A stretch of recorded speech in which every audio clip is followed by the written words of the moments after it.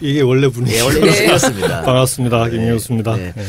정말 누구보다 그 바쁜 한 해를 보내고 계신 것 같은데 어떻습니까? 요즘은 자꾸 한가해지셨습니까? 계속 힘드네요. 몸이 좀 힘들어서요. 그러니까 제가 2014년 도지사 선거 시작하면서부터 그냥 지금까지 쭉 계속 달려온. 그렇죠. 그래서 이번엔 좀 쉬려고요. 8월부터는. 이제 지난주부터 국회로 복귀를 했고요. 국회 오니까 또 국회가 시끄러워지. 아니 대선 거의 막바지에 제가 문재인 후보가 저랑 방송 같이 한번 했었는데 수행하고 오셨더라고요. 근데 그때 정말 피곤해 쩌든 듯한 얼굴이었었거든요.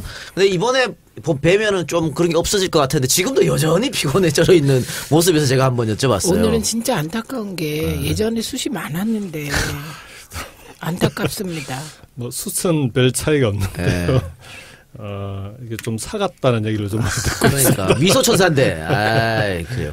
오늘 하여튼 뭐 김의원과는 자세한 이야기는 강훈식 의원 소개하고 나서 강훈식 의원의 사과를 듣고 나서 하는 걸로 하고요.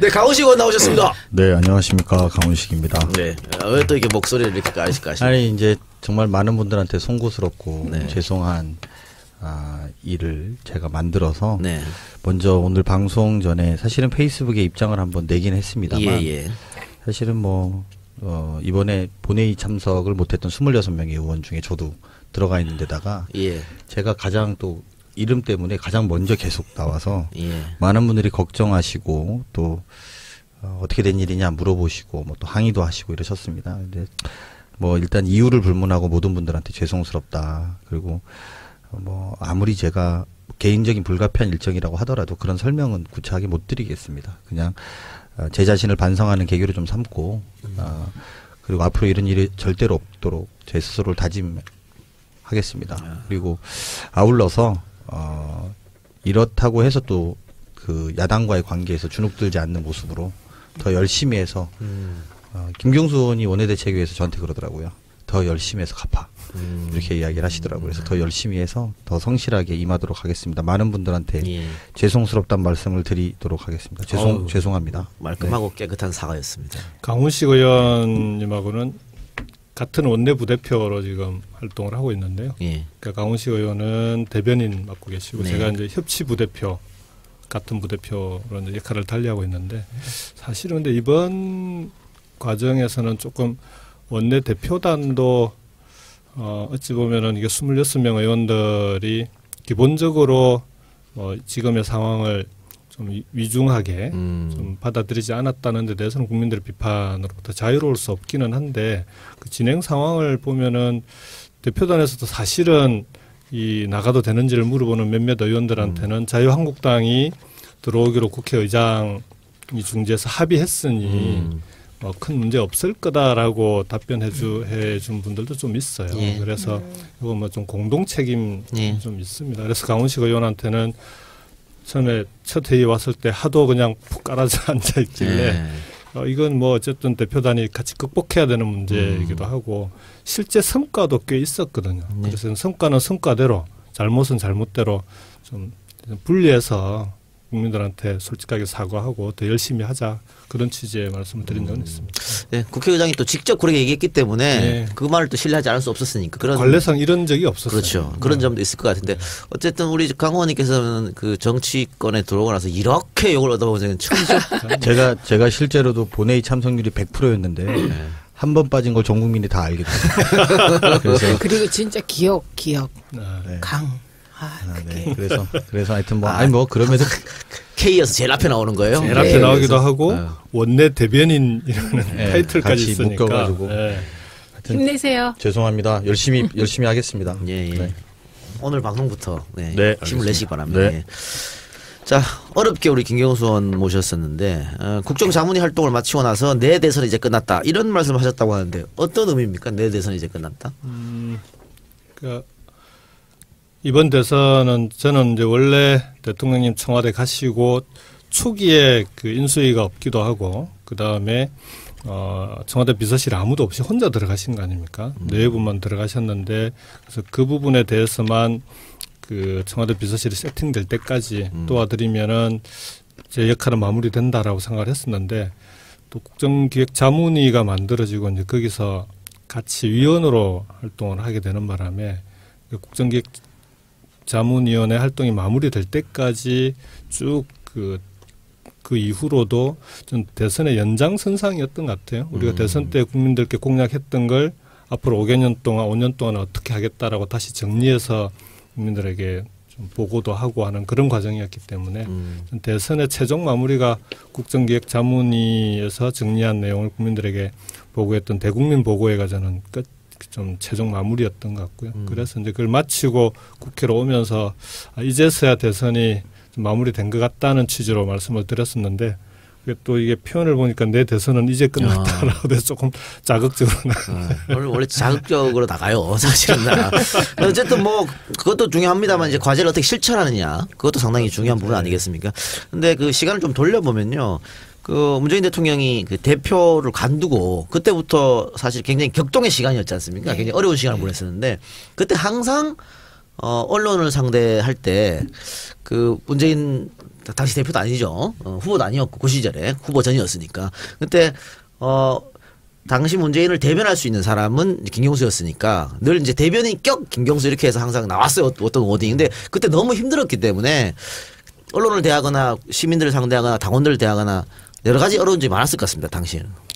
그러니까 총선 끝나고 서울에 이제 등원 5월 30일 등원하러 하고 이제 서울을 왔는데 근데 와서 제가 전에 2012년도에 공보특보를 맡았었잖아요. 그래서 그 당시에 이제 그 기자들과의 관계도 있고 해서 이제 기자실에 가서 인사도 하고 언론인들하고 뭐 이런저런 좀 얘기를 듣는데 문재인 전 대표 그 당시에 전 대표죠. 문재인 전 대표와 이 언론과의 관계, 특히 기자들과의 관계가 우리한테 우호적이었던 기자들의 반응이 너무 안 좋은 거예요. 그 사이에 얘기를 들어보니까 문 전 대표가 꼭 다른 직함이 없으니까 서포트하는 무슨 캠프가 있는 것도 아니고 그때만 해도 그 기존의 의원 시절에 그 의원회관에 있던 보좌관 비서진들 몇 명이 서포트를 하고 있는데 이게 뭐 공식 공보 기능이 있는 것도 아니고 그러니까 이제 일정이나 이런 걸 다 담당하는 팀에서 공보까지 같이 맡아버리니까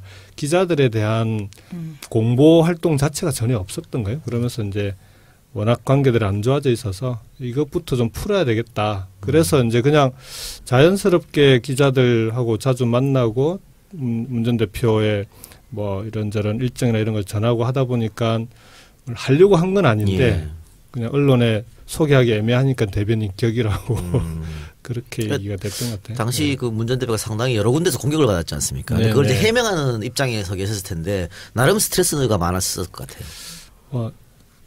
거의 4년 내내 그렇게 살아왔기 때문에 실제로 문 전 대표가 편하게 언론으로부터 질문을 받은 적이 별로 없었던 것 같아요. 당대표 시절도 그랬고 그다음에 이번에 이제 선거 과정에서도 어찌 보면은 이 순간순간이 다 이 좀 민감한 부분들이 많았는데 그때마다 언론 질문이나 언론으로부터 또는 다른 당으로부터의 공격 이런 게 문 전 대표로부터는 살얼음판 긋듯이 해갔기 때문에 저는 뭐 늘 그런 그 상황이 있었다. 그때만 특별히 뭐 안 좋았다 이렇게 보기는 좀 어려울 것 같아요. 대선 때도 제가 이제 대변인으로 합류해서 같이 했었는데 그때도 보면 예민한 문제들이 굉장히 많이 충돌하고 특히 언론 환경이 우리한테 굉장히 안 좋은 상황에서 이제 김경수 의원이 뭐 직함은 대변인이었지만 대변인실 전체에 있는 식구들하고 이야기를 많이 했었거든요. 근데 그때 보면 제가 이렇게 김경수 의원 통해서 느낄 수 있었던 건 언론 환경이 안 좋은 것 자체를 우리가 극복해야 되는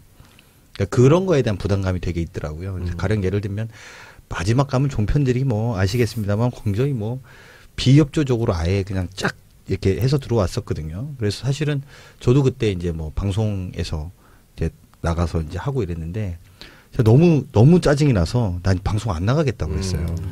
하여튼 이제 그때 김경수 의원이 저랑 통화하면서 강원 진짜 우리 그러면 안 된다. 우리가 이거 극복하고 넘어가야 된다라고 저를 설득하더라고요. 그래서 내가 들어보니 또 그 말이 이해가 되고 지난 시간 동안 이제 묻혀 있는 그런 이야기가 녹아 있는 것 같아서 그럼 내가 가서 그냥 해보겠다.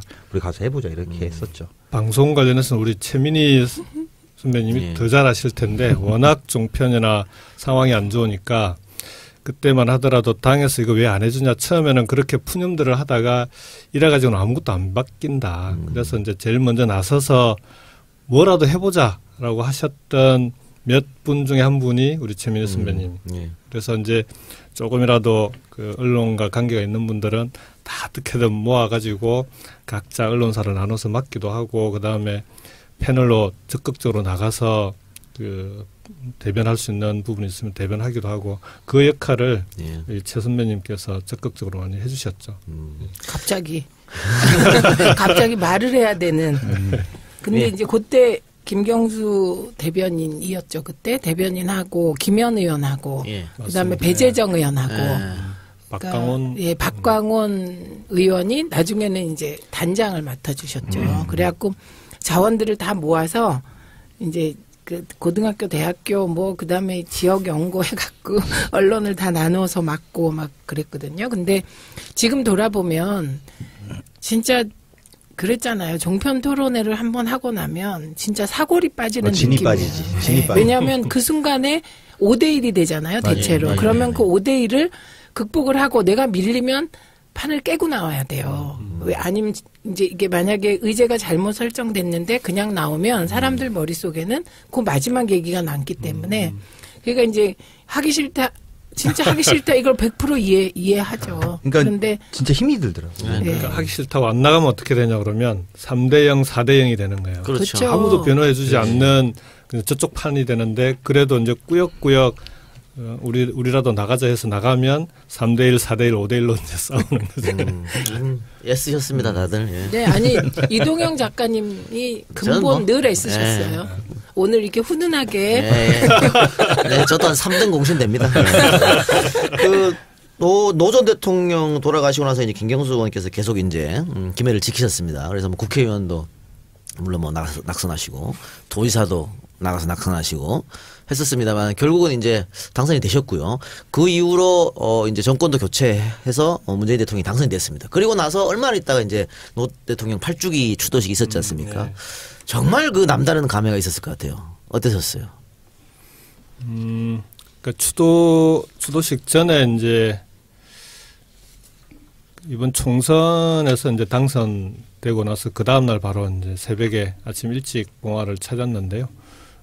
당선도 또 김해 시민들이 우리 당에서는 전국에서 가장 높은 득표율로 또 당선을 시켜주셔서 정말 대통령님께서 늘 가슴에 한으로 있는 것 중에 하나가 나는 고향에서도 지지받지 못했다. 그러니까 정치인으로 살아오면서 지역주의 극복을 위해서 그렇게 노력을 했는데 마지막까지 2002년 대선에서도 고향인 김해에서 졌습니다. 그래서 당신은 고향에서도 지지받지 못하는 실패한 정치인이다. 이 말씀을 입에 달고 계셨는데 그 김해에서 이제 그렇게 좀 김해 시민들이 바뀐 모습을 보여드렸다는 게 저로서는 이제 감회가 새로웠던 것 같고요. 그래서 그날 대통령님께 이제 당선증을 가지고 인사드렸을 때가 훨씬 좀 감회가 남달랐고 이번 추도식 때는 뭐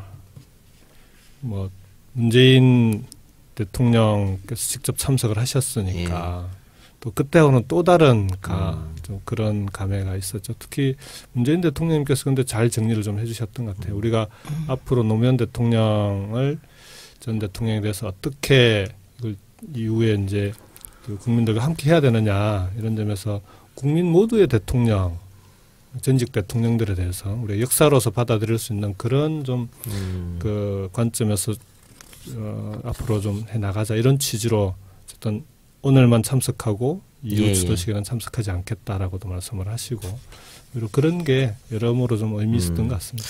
작년까지 추도식은 어떻게 보면 좀 슬픔이 많은 추도식이었다면 올해는 조금 희망이 있는 그런 추도식이었던 거 그게 좀 달랐던 것 같은데 그 고향에서도 선택받지 못했다 이 얘기 들으니 갑자기 생각나는데요. 그 언론에서 요즘 내년 그 지방선거에 경남도지사 하마평에 좀 오르더라고요. 김경수 이렇게. 바로 그렇게 훅 하고 그냥 생각나서 뭐 여쭤봐세요. 슬슬쩍 여쭤봐야 돼요. 이런 거는. 저도 뭐 이런 인터뷰나 이런 경우에 지역 언론에서 특히 그런 질문들이 많아서 늘 그렇게 답변하고 있습니다. 저는 김해 시민들이 국회의원으로 뽑아준 김해 시민들의 뜻이 있고 그 다음에 초선 의원이 당선된 지 채 2년도 되지 않아서 다른 선거에 나가기 위해서 그만두는 건 그건 정치적인 신이나 원칙에 맞지 않는다고 봅니다. 그래서 불가피한 사정이 있어서 예를 들어서 정말 문재인 대통령의 지지도가 폭락을 하고 남북관계가 정말 안 좋아서 아무도 나갈 사람이 없다. 그런 최악의 상황이 아니면 그러니까 누구도 나갈 사람이 없어서 총대를 매야 되는 상황이 아니라면 제가 굳이 내년 선거에 제가 나서거나 할 일은 어렵지 않겠냐 이렇게 얘기를 합니다. 근데요 지금 저희가 예측하는 내년 지방선거 전후 지지율이 대통령 지지율 60% 정도입니다. 이 시대의 참 예언인. 그러니까 지금처럼 대통령님의 지지도가 연착륙하고 그리고 지금 경남만 하더라도 나서겠다고 하는 분들이 꽤 있습니다. 현역 의원도 계시고 하기 때문에 그런 분들을 중심으로 경선을 잘 치르고 힘을 모아서 선거를 치러내면 경남도 내년에 가능성이 대단히 높다 이렇게 봅니다. 그 김경수 의원에게 제가 가장 인상적인 장면이 그 김해 국회의원 선거 나가서 떨어졌을 때 떨어지고 첫 나서 선거입니다. 첫 선거에서 떨어지고서 낙선 인사를 했잖아요. 근데 그게 비가 오는 것 같았는데 이렇게 빗속에서 인사를 하고 있다가 갑자기 눈물을 막 흘리는 것 같았어요. 그 장면이 저한테는 가장 인상적으로 남았어요. 눈물인지 빗물인지. 네, 그 뭐 분간이 안 되는 막 그런 장면이 있었거든요. 그 모습이 저는 그냥 김경수 그럼 그게 먼저 떠올라요. 여러 가지가 스쳤겠죠, 뭐. 아니, 그때는 대통령님께 워낙 좀 면목이 안 서더라고요. 그러니까 이 대통령의 고향을 지키기 위해서 나선 선거인데, 근데 표차도 그렇게 많이 난 것도 아니고, 그러니까 이게 대통령님의 고향조차 지키지 못하는 우리 정치인들의 모습이라고 하는 게 그때는 하여간 여러모로 좀 뭐 김해 시민들 보기에도 그랬지만 대통령님께 면목이 안 서는 게 낙선 인사하면서 제일 힘들었어요. 그래요. 알겠습니다. 그럼 그 당원 모집 광고 듣고 와서요. 본격적으로 인물 김경수 편 한번 들어보도록 하겠습니다.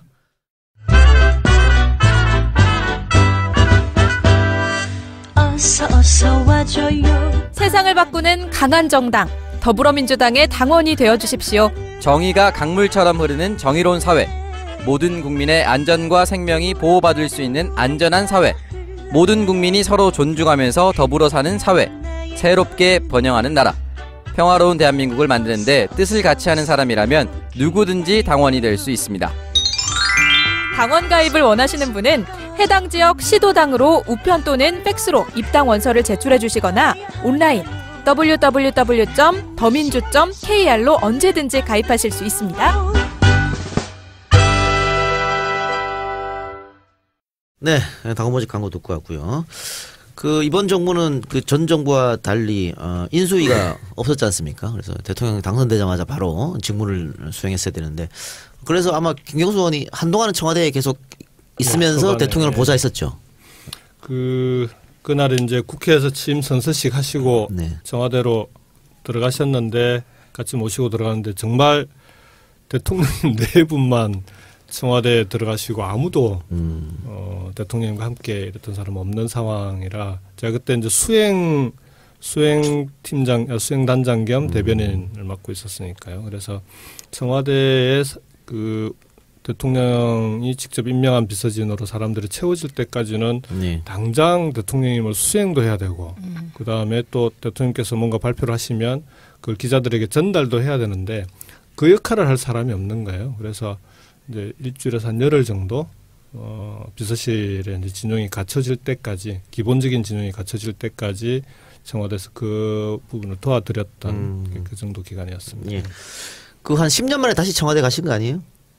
딱 9년. 9년? 제가 2008년 2월 25일 날 퇴임하실 때 그대로 모시고 그러니까 본관에 가서 이제 국무위원들하고 인사하시고 거기서 서울역으로 출발을 하셨거든요. 딱 그 완전히 거꾸로 이제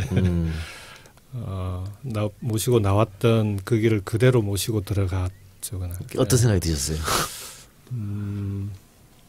하여간 그날은 그 본관을 들어가는데 별로 안 바뀌었더라고요.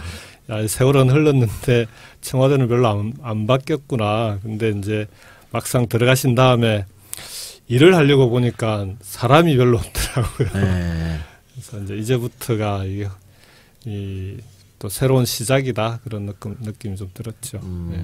네. 당시 언론 보도를 보면 김경수 의원 청와대에 남을 것이라는 그런 기사도 많았었거든요. 지역에서 난리가 났습니다. 다 청와대 들어가는 줄 알더라고요. 그러니까 들어가게 되면 국회의원직을 그만두어야 한다는 건 또 아무도 몰라서 당연히 이제 청와대 들어가는 걸로 생각하고 그래서 지역에 계신 분들한테 들어가려면 국회의원직을 그만둬야 되는데 어떻게 할까요? 그랬더니 그때부터는 그럼 들어가면 안 되지. 다 그랬어요. 저도 비슷한 경험이었는데 청와대 대변인 하는 거 아니야 이제 다 이렇게 물어보시더라고요. 그래서 저는 그럼 국회의원직을 그만둬야 되는데요. 그러면 그러면 안 되지. 이제 이게 다들 그러니까 그걸 겸임한다고 생각하시더라고요. 일반 분들은. 그래서 그런 오해들이 있을 수 있죠. 저도 이번에 알았어요. 모르셨어요? 몰랐어. 그 문희상 비서실장님, 그다음에 유인태 정무수석님이 전부 현역이면서 하지 않았나? 이렇게 착각을 했어요. 그러니까 저도 착각하니까 지역구에서 착각하죠. 네. 그 선거기간 내내 아니면 선거기간 그 전에 이제 문 대통령이 전 대표 시절에도 계속 이제 같이 옆에서 있고 하다 보니까 지역에는 조금 신경을 못 쓸 수밖에 없을 것 같아요. 그거 섭섭하다고 하지 않아요? 지역 주민들이? 당연히 서운해 하시죠. 그러니까 이해하시면서도 이제 직접 얼굴을 못 보면 서운해 하시더라고요. 그러니까 제가 당선된 뒤에 요즘 국회가 거의 뭐 연중 열려 있으니까 주중에는 국회 활동을 하고 주말에는 한 번도 안 빠지고 꼬박꼬박 내려갔었거든요. 그게 이제 탄핵 때까지. 그러니까 하다못해 당일로 갔다 오더라도 한 번도 안 빠지고 갔다 왔는데 탄핵 이후에 바로 본격적으로 이제 선거 들어가면서부터는 그때부터 한 6개월을 거의 한 번도 못 갔으니까요. 그래서 그러고 나서 이제 7월 중순부터 다시 내려가고 있습니다. 그래서 다시 주말에 갔더니 TV에서 자주 봤으니까 이런 분들도 계시고 그동안에 또 그 지역에서 이제 얼굴을 잘 못 봤다고 서운해 하시는 분들도 계시고 그러시는데 뭐 지역은 우리 김해 시민들이 워낙 정치 수준이 높으셔서 그리고 또 이제 김해는 김해시장 그다음에 김해 갑을이 있는데 갑이 민홍철의원이거든요. 또 그리고 김해시의회 의장도 우리 민주당입니다. 그래서 제가 없는 동안에 세 분이서 잘 커버를 해주셨더라고요. 행사 때 가면은 김경수 의원은 이마점에서 이렇게 바빠서 꼭 오고 싶었는데 못 왔다고 대신 많이들 커버를 해주셨더라고요. 아까 그 노무현 전 대통령 이야기를 하면서 대통령의 고향도 못 지켰다 이런 말씀하셨어요. 근데 김경수 의원 고향은 김해가 아니잖아요. 그러게요. 저는 제가 김해 김가라는 것 외에는 아무런 시조 할아버지 고향이시죠.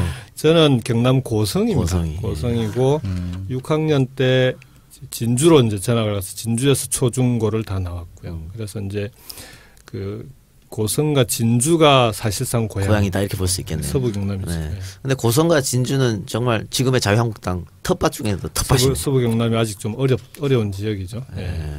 그러니까 그 저번에 고성 군수 왜 선거 때 친구분이 나가셨었잖아요. 2014년 보궐선거였죠. 그 제 초등학교 동기고 고성 통영 우리 당 지역위원장이 백두현 위원장이라고 제 초등학교 때 3년을 같은 반을 하고 3년 내내 우리 반 반장을 했던 리더십이 뛰어난 분이구나. 그래서 제가 6학년 때 전학을 왔더니 또 정교회장까지 했더라고요. 그래서 이제 그 백두현 위원장이 고성군수 보궐선거에 출마를 했었는데 무소속까지 3파전이었는데 20% 가까이 지지를 얻었거든요. 그러니까 이제 30%면 당선권인데 그래서 그 전에는 이 선거 비용 보전도 제대로 못 받던 지역인데 20%까지 나왔던 게 대단히 이제 그 뭐 좀 많이 그 달라지고 있구나. 지지도가 많이 올랐던 그런 보궐선거고 실제로 고성이 읍 있고 면이 있는데 읍은 분위기가 많이 바뀌었더라고요. 근데 면 단위는 여전히 이제 어르신들이 워낙 많으니까. 그래서 뭐 저도 같이 내려가서 도와주고 했었습니다만 그때도 김경수는 엄청나게 도와줬었거든요. 그 얘기를 친구라고. 그때 오셨다가. 아니. 그래서 난 너무 잘하셔가지고 어떻게 잘하지? 이런 것까지 안 와. 지금. 별의별 때를 다 도와줘요. 민주당에서 콜라면 어디든지 가. 근데 지금 대통령 탄핵하고 또 정권 교체하고 지금의 어떤 고성이나 진주나 이 분위기가 어떤지 한번 여쭙고 싶어서. 그 백두현 위원장이 이번에 그 청와대 행정관으로 자치분권 비서관실의 행정관으로 지금 와서 일을 하고 있고요. 그랬더니 고성 군민들이 이 백두현 위원장에 대해서 실제로 좀 이게 그런 역할에 대한 기대들이 되게 높아졌더라고요. 고성에 계시는 어르신들이 이제 가끔 문자도 보내고 전화도 주고 하시는데 지역에서 좀 지난 보궐선거 때 떨어진 데 대해서 좀 아쉬워하시는 분들이 꽤 있었거든요. 그래서 이제 인물 하나 좀 제대로 키워서 고성에 제대로 좀 일꾼을 만들어 보자 이런 분위기들이 실제로 있습니다. 고성 쪽은. 그리고 진주는 그 이제 정영훈 위원장하고 서소연 위원장이 좀 지역을 맡고 있는데 진주시가 오히려 조금 더 제가 도지사 선거 때도 득표율로만 보면은 진주보다 고성이 더 나왔습니다. 생각보다 큰 도시인데도 그게 아직은 잘. 이번 대선 때는 그래도 진주는 분위기가 많이 좋아졌어요. 많이 좋아졌고. 30% 이상 득표를. 그래도 진주의 서소연 위원장은 여성 위원장인데 진짜 열심히 합니다. 맞습니다. 씩씩하게. 어려운 지역에서 그렇게 오랫동안 버티기가 쉽지 않은데.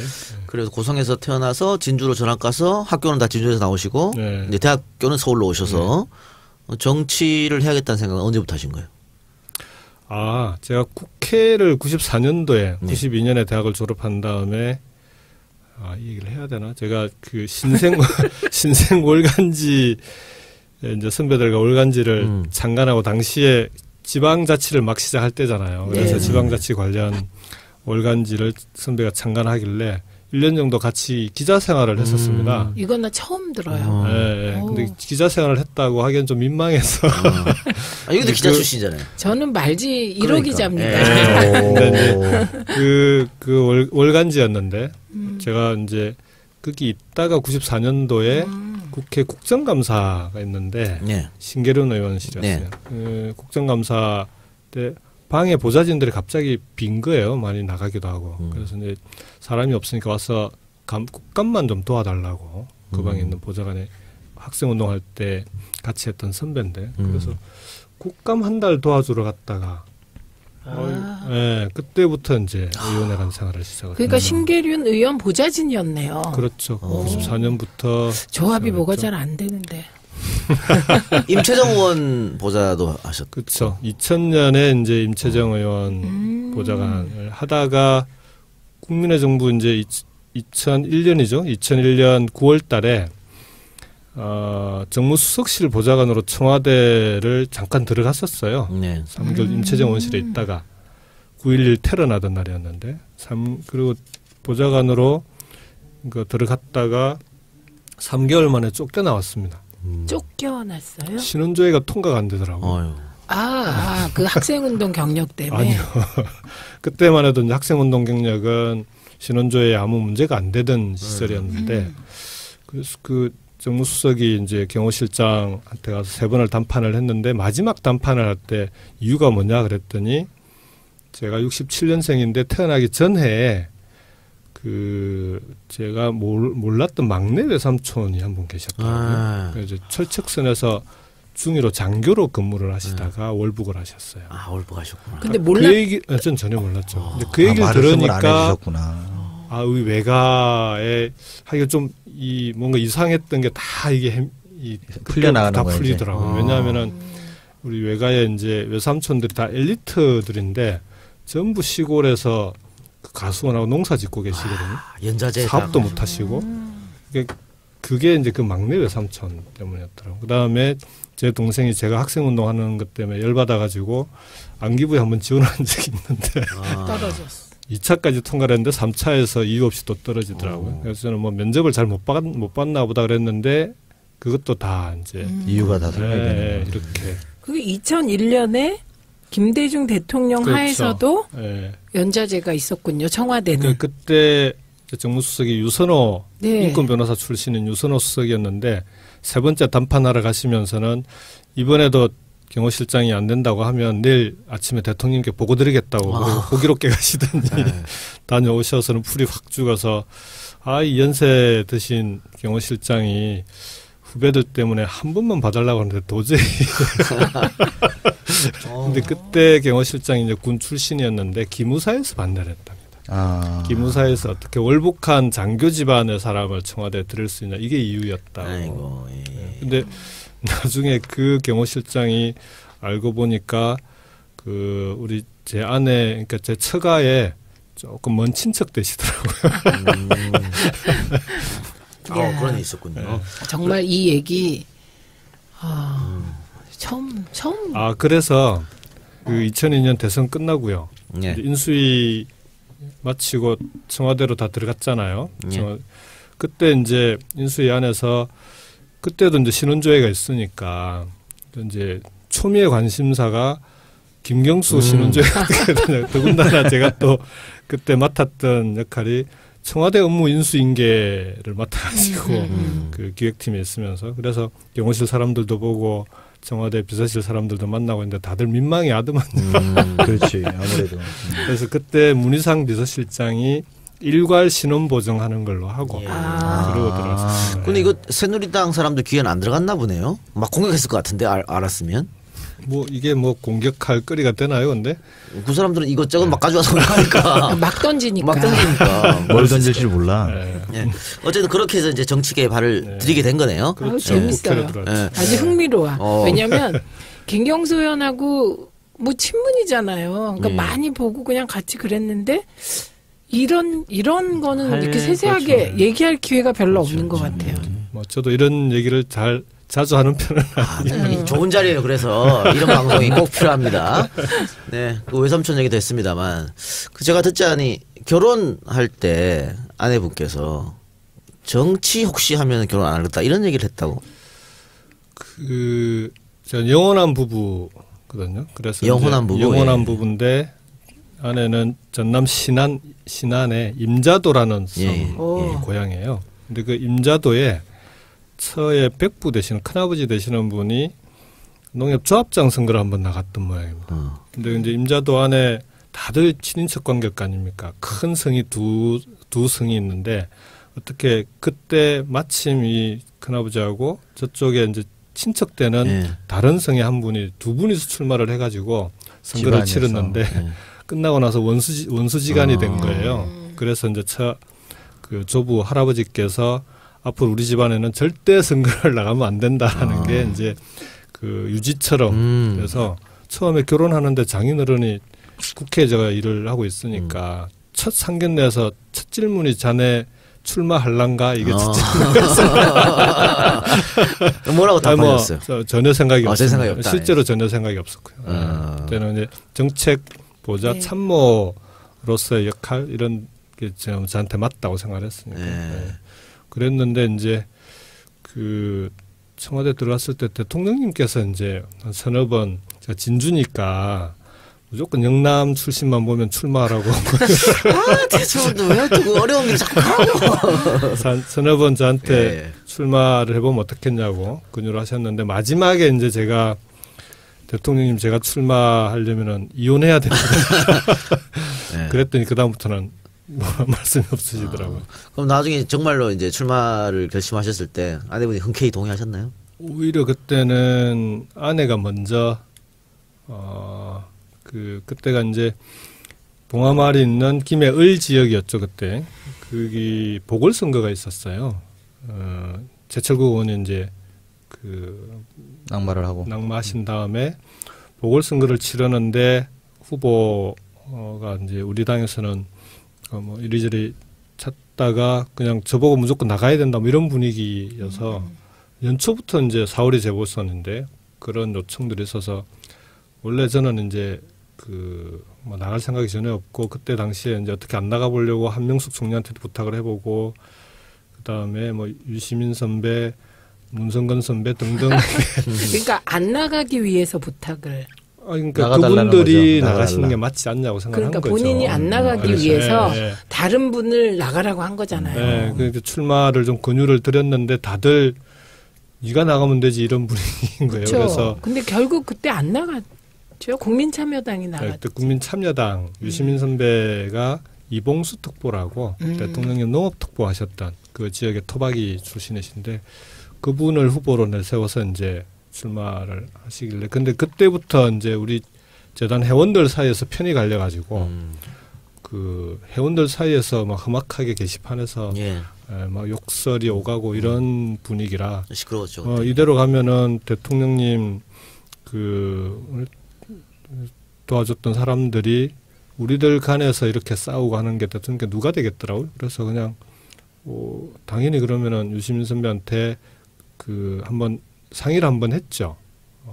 이마저마한데 당시 사실은 국민참여당으로 출마하게 되면 그분이 출마하게 되면 지역에서의 평판이 그렇게 이제 좋았던 분은 아니에요. 예. 그러니까 활동을 하시면서 아무래도 활동을 오래 하면 편이 갈리잖아요. 그래서 승리를 좀 보장하기가 쉽지 않은 분위기인데 그 어떻게 하실 거냐 그랬더니 그게 낫다는 거예요. 그러니까 제가 나가서 지게 되면 이 소위 봉화마을 전체 패배가 되는 거고, 근데 이제 그렇게 하게 되면 국민참여당의 패배니까, 그래서 그렇게 하는 게 낫겠다고 해서 뭐 그것도 일리가 있다고 생각하고 저는 그러면은 제가 뭐 가볍게 불출마 선언을 했죠. 근데 그때는 김경수 의원이 나가면 된다고 우리는 생각했었어요. 그런 얘기 실제로 있었고요, 사실. 실제로 그렇게 생각하는 사람이 많아요. 그래서 그때 좀 많지는 않았습니다. 김태호 의원이 그때 이제 출마를 했기 때문에. 하여튼 그런저런 얘기 때문에 그때 시끄러웠던 것이고요. 우리 지지자들끼리 문제 트러블이 좀 있었던 것 같은데 원천적으로 좀 궁금한 거는 청와대에서 노 대통령이 이제 봉화마을로 내려가실 때 어떻게 그 당시 이제 비서관이 보좌관이었죠. 비서관. 예. 같이 가자고 먼저 제안하셨나요, 대통령께서? 제가 이제 청와대 처음 들어갈 때는 국정상황실 행정관으로 1년간 일을 했었고 1부속실로 이제 1년 뒤에 대통령님이 탄핵 당하셨다가 복귀하시는 날 1부속실에서 일하지 않겠냐고 제안이 와서 고민을 하다가 마지막에 이제 아내랑 상의를 했는데 아내한테 그때 상의할 때 했던 얘기가 지금 1부속실로 가면 대통령 퇴임하실 때 가야 될지 모른다는 얘기를 그때 했었어요. 근데 이제 저 아내가 그럼 더 좋지 뭐. 워낙 뭐 아내가 이제 또 대통령 팬이어가지고 그래서 이제 그때 재보궐선거 때도 아내가 먼저 대통령님 고향을 지켜야 되는 거 아니냐라고 출마를 권유를 했으니까요. 그래서 자연스럽게 저는 이제 염두에 두고 있었는데 귀향 준비하시면서 같이 내려가자고 뭐 제안을 하셔서 좀 자연스럽게 저는 됐네요. 같이 가는 나는 염두에 두고 있는데 퇴임할 때 자네는 이제 자유롭게 나가게 이러면 그것도 좀 웃긴데 황당할 뻔했죠. 그렇죠. 굉장히 황당한 얘기지만 염두에 두고 대통령이 또 가자고 얘기 제안도 하고. 근데 이제 어른들을 모시면 저도 뭐 모셨던 분이 있습니다만 어른들을 모시면 약간 숙명 같은 게 생겨요. 근데 그런 숙명에 대해서 감내해야 되거든요. 그리고 이제 그분이 한 한계도 극복해야 되는 게 이제 저희 세대들의 또 다른 몫이고 또 그분이 한 성과는 또 성과대로 키워나가야 되고 이제 이런 건데 가까이서 모시면 그런 숙명 같은 공간들이 생기고 그 부분에 대해서는 본인도 약간 무겁더라도 받아들여야 되는 그런 게 아마 김경수 의원도 굉장히 컸을 겁니다. 근데 그 당시 상황에서는 대통령께서 김경수 의원은 이제 저렇게 감내하려고 하는데 그거를 뭐 다른 생각을 하실 분위기가 아니었어요. 그때는 정말 대통령이 힘든 상황이셨어요. 곁에 있으려고 하는 사람이 별로 없었어요. 그러니까 잘하셨어요. 고맙습니다. 그래도 뭐 연고 없는 곳에 가기가 그렇게 쉽지는 않았을 것 같은데.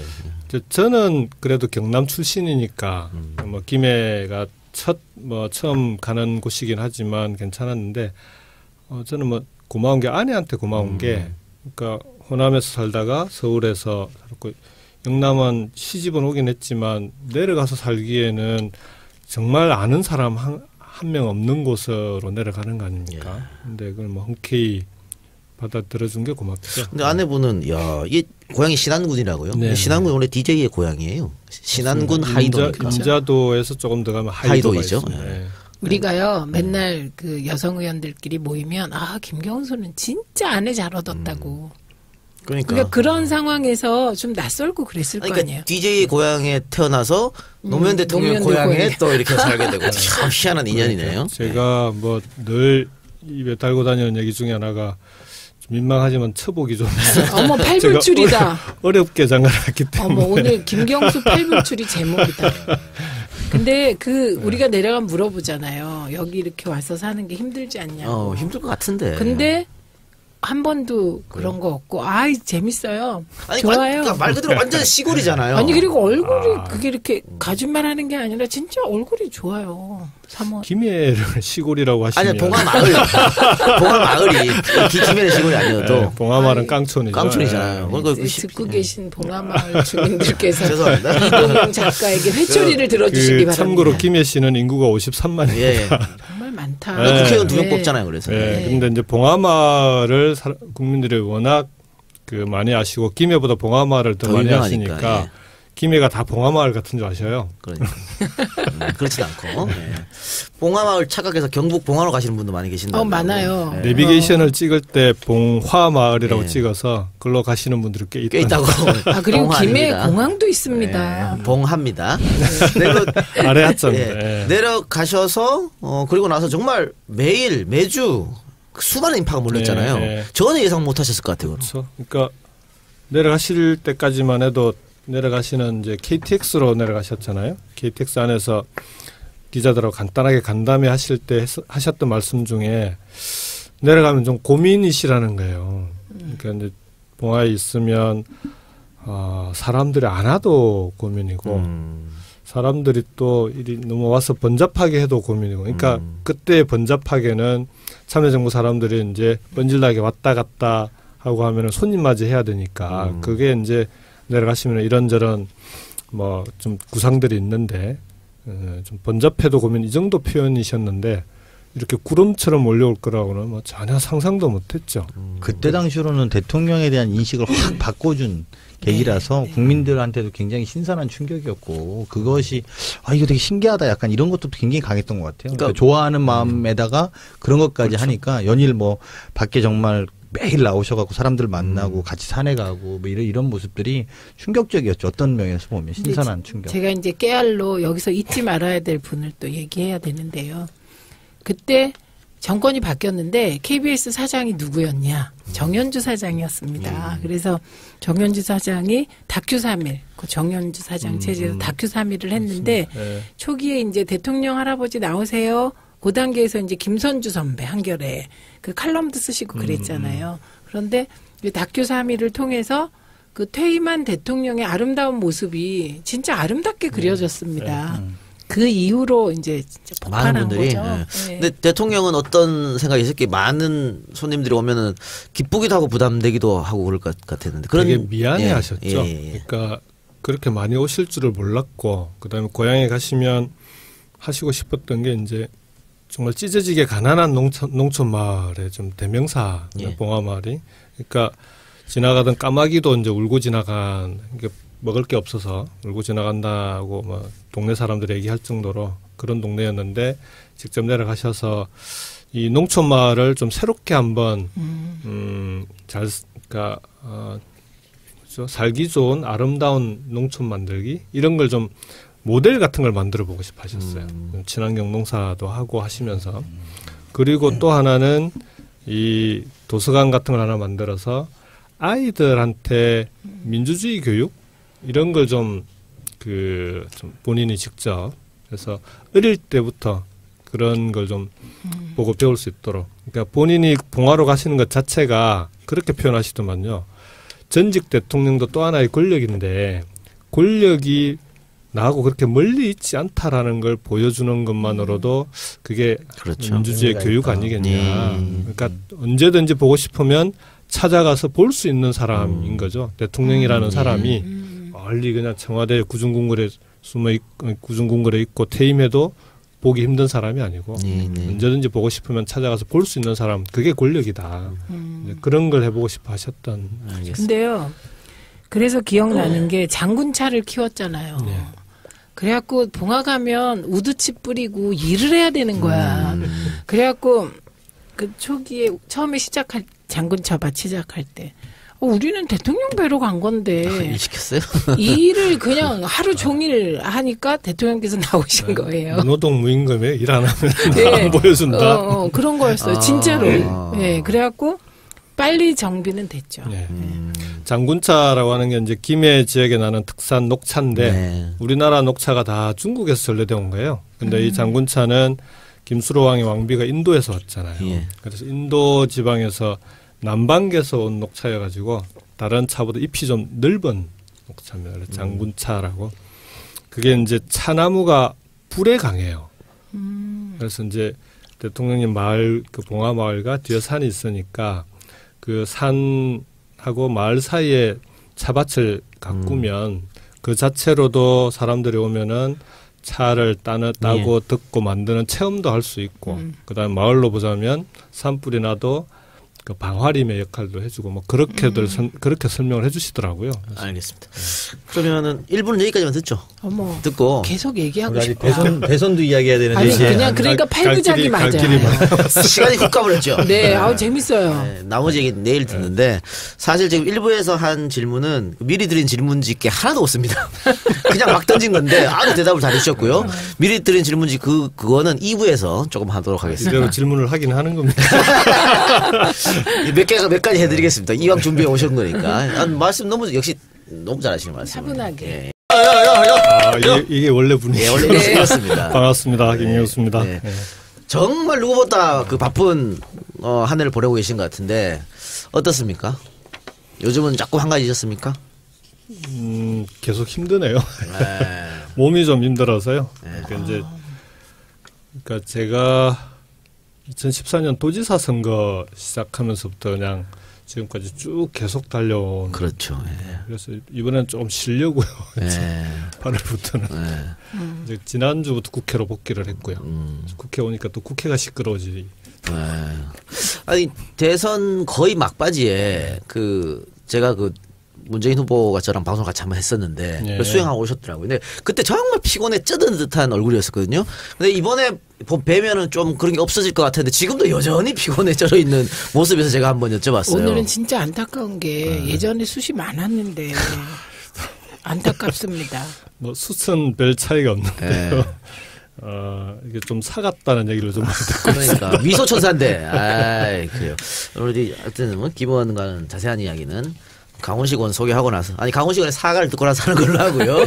네, 강훈식 의원 나오셨습니다. 네, 안녕하십니까, 강훈식입니다. 네, 왜 또 이렇게 목소리를 이렇게 까실까? 아니 이제 정말 많은 분들한테 송구스럽고 죄송한 일을 제가 만들어서 먼저 오늘 방송 전에 사실은 페이스북에 입장을 한번 내긴 했습니다만 사실은 이번에 본회의 참석을 못했던 26명의 의원 중에 저도 들어가 있는 데다가 제가 가장 또 이름 때문에 가장 먼저 계속 나와서 많은 분들이 걱정하시고 또 어떻게 된 일이냐 물어보시고 또 항의도 하시고 이러셨습니다. 근데 일단 이유를 불문하고 모든 분들한테 죄송스럽다. 그리고 아무리 제가 개인적인 불가피한 일정이라고 하더라도 그런 설명은 구체하게 못 드리겠습니다. 그냥 제 자신을 반성하는 계기로 좀 삼고 그리고 앞으로 이런 일이 절대로 없도록 제 스스로를 다짐하겠습니다. 그리고 아울러서 이렇다고 해서 또 야당과의 관계에서 주눅들지 않는 모습으로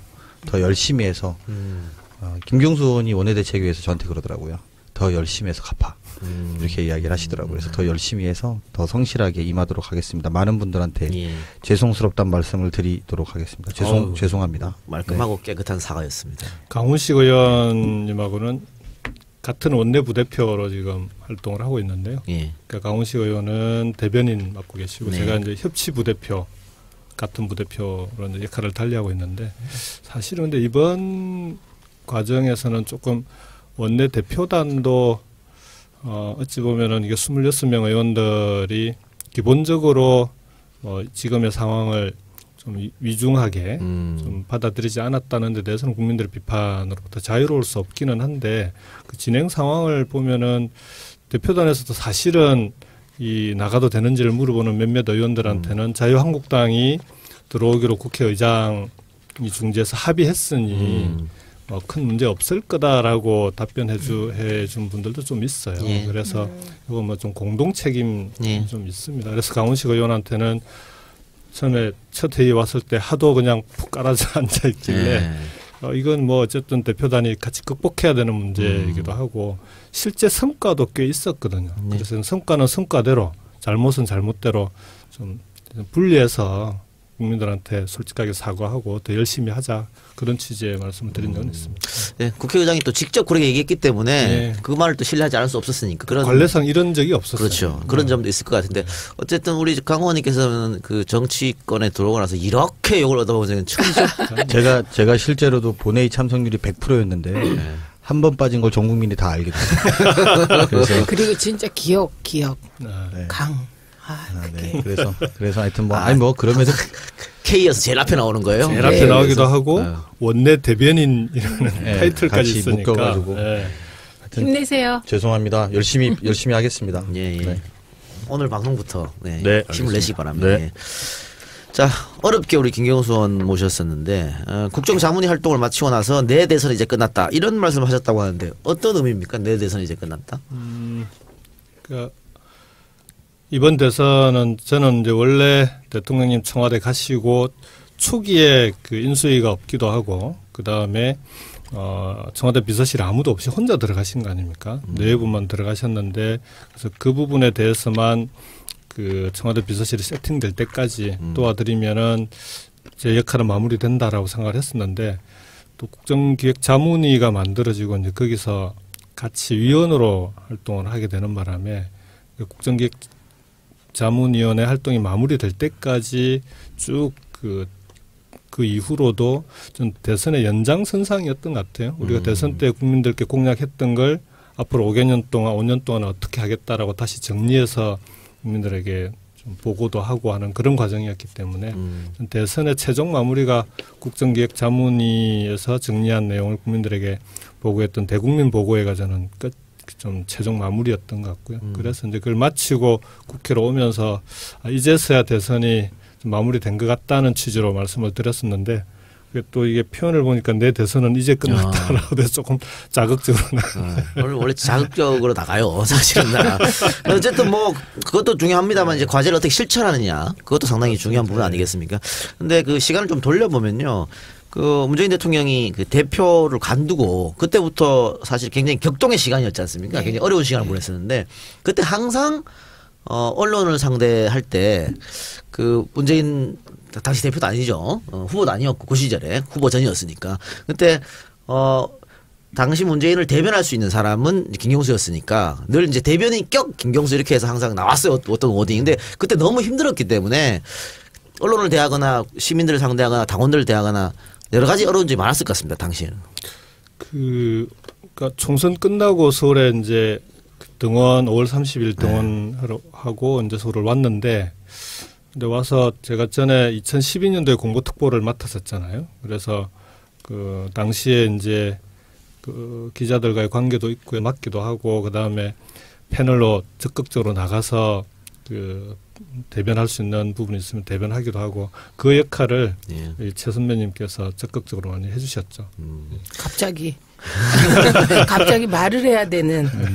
근데 이제 그때 김경수 대변인이었죠. 그때 대변인하고 김현 의원하고 그다음에 배재정 의원하고 박광원 박광원 의원이 나중에는 이제 단장을 맡아주셨죠. 그래갖고 자원들을 다 모아서 이제 그 고등학교, 대학교 뭐 그다음에 지역 연구해갖고 언론을 다 나눠서 맡고 막 그랬거든요. 근데 지금 돌아보면 진짜 그랬잖아요. 종편 토론회를 한번 하고 나면 진짜 사골이 빠지는 진이 느낌이에요. 빠지지. 진이 빠지지. 왜냐하면 그 순간에 5대1이 되잖아요. 대체로. 맞아요. 그러면 그 5대1을 극복을 하고 내가 밀리면 판을 깨고 나와야 돼요. 왜 아니면 이제 이게 만약에 의제가 잘못 설정됐는데 그냥 나오면 사람들 머릿속에는 그 마지막 얘기가 남기 때문에 그러니까 이제 하기 싫다.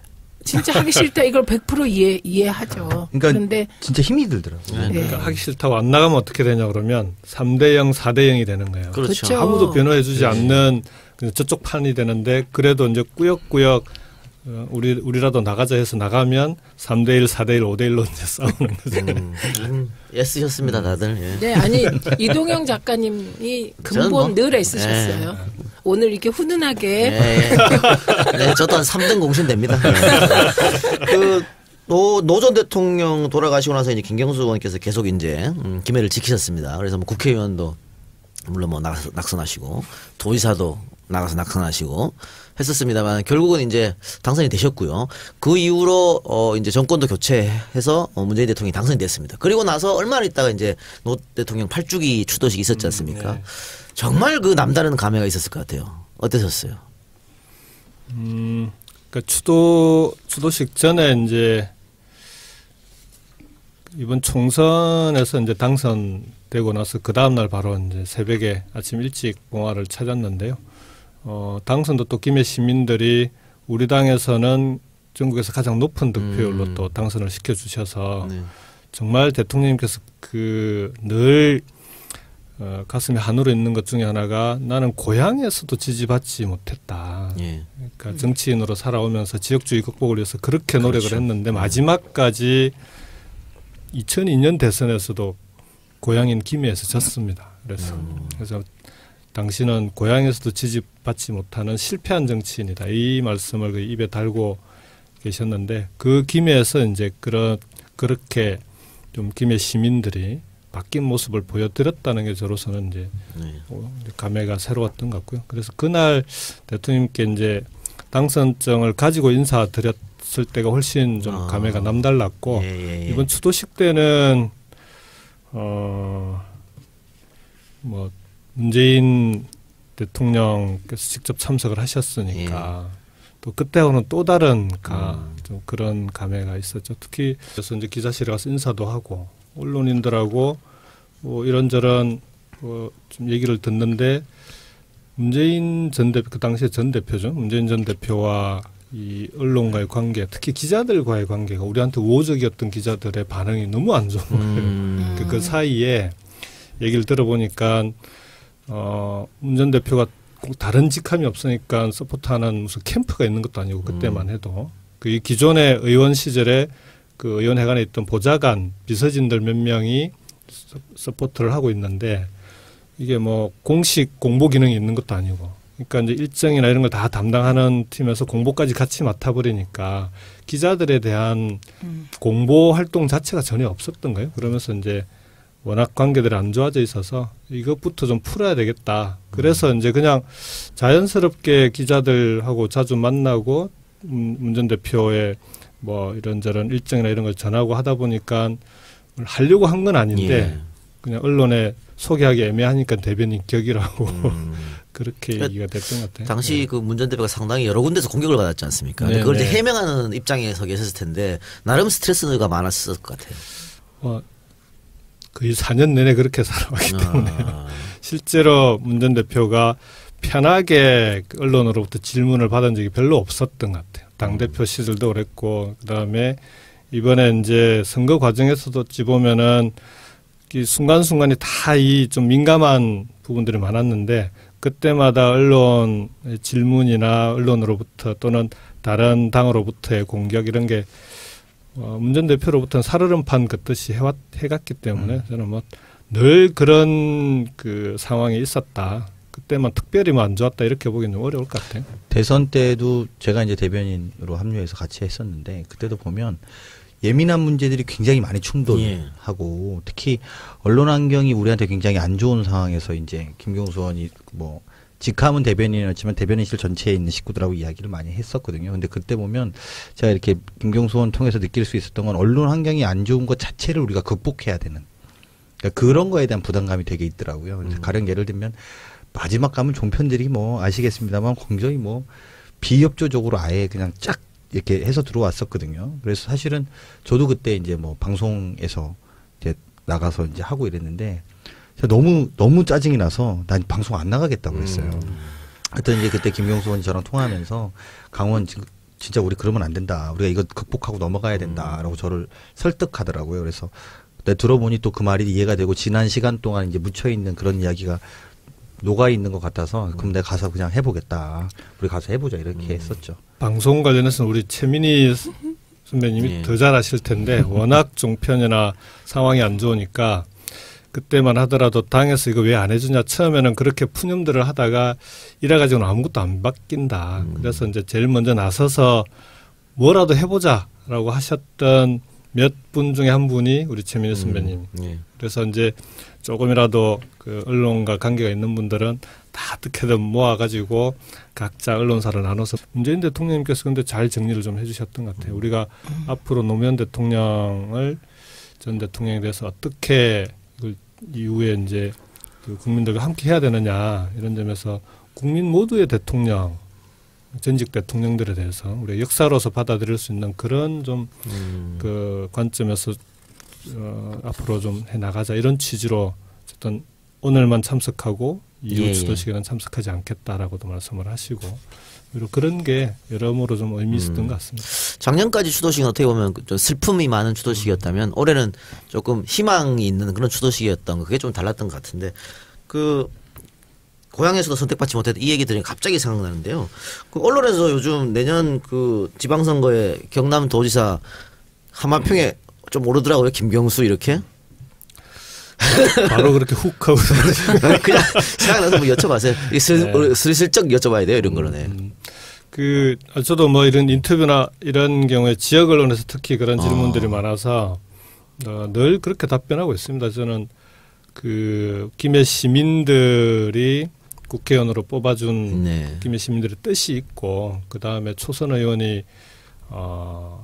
당선된 지 채 2년도 되지 않아서 다른 선거에 나가기 위해서 그만두는 건 그건 정치적인 신이나 원칙에 맞지 않는다고 봅니다. 그래서 불가피한 사정이 있어서 예를 들어서 정말 문재인 대통령의 지지도가 폭락을 하고 남북관계가 정말 안 좋아서 아무도 나갈 사람이 없다. 그런 최악의 상황이 아니면 그러니까 누구도 나갈 사람이 없어서 총대를 매야 되는 상황이 아니라면 제가 굳이 내년 선거에 제가 나서거나 할 일은 어렵지 않겠냐 이렇게 얘기를 합니다. 근데요 지금 저희가 예측하는 내년 지방선거 전후 지지율이 대통령 지지율 60% 정도입니다. 이 시대의 참 예언인. 그러니까 지금처럼 대통령님의 지지도가 연착륙하고 그리고 지금 경남만 하더라도 나서겠다고 하는 분들이 꽤 있습니다.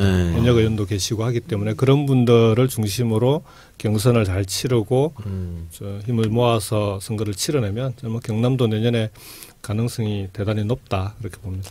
그 김경수 의원에게 제가 가장 인상적인 장면이 그 김해 국회의원 선거 나가서 떨어졌을 때 떨어지고 첫 나서 선거입니다. 첫 선거에서 떨어지고서 낙선 인사를 했잖아요. 근데 그게 비가 오는 것 같았는데 이렇게 빗속에서 인사를 하고 있다가 갑자기 눈물을 막 흘리는 것 같았어요. 그 장면이 저한테는 가장 인상적으로 남았어요. 눈물인지 빗물인지. 네, 그 뭐 분간이 안 되는 막 그런 장면이 있었거든요. 그 모습이 저는 그냥 김경수 그럼 그게 먼저 떠올라요. 여러 가지가 스쳤겠죠, 뭐. 아니, 그때는 대통령님께 워낙 좀 면목이 안 서더라고요. 그러니까 이 대통령의 고향을 지키기 위해서 나선 선거인데, 근데 표차도 그렇게 많이 난 것도 아니고, 그러니까 이게 대통령님의 고향조차 지키지 못하는 우리 정치인들의 모습이라고 하는 게 그때는 하여간 여러